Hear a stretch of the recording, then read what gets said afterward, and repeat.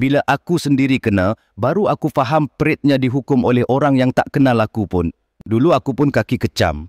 Nampak video orang buat salah sikit, terus aku reply, quote tweet, bangang. Ramai like, aku rasa puas. Sampai satu hari ada orang salah faham post aku. Kena screenshot, kena share group, kena maki. Semua judge, tak tanya dulu, tak minta penjelasan pun. Masa tu baru aku faham, internet ni macam mahkamah tanpa peguam. Tak perlu bukti, tak perlu soal siasat. Kau cuma perlu jadi trending dan semua akan bertukar jadi hakim. Bila aku explain, orang cakap aku damage control. Bila aku minta maaf, orang cakap aku tak ikhlas. Bila aku diam, orang kata tak berani mengaku. Waktu tu aku rasa kosong, tak ada siapa backup. Dan yang paling menyakitkan, ada nama-nama familiar dalam komen.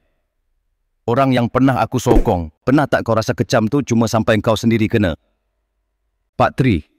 Kita kupas kenapa budaya ni terus hidup walaupun semua orang tahu ianya toksik.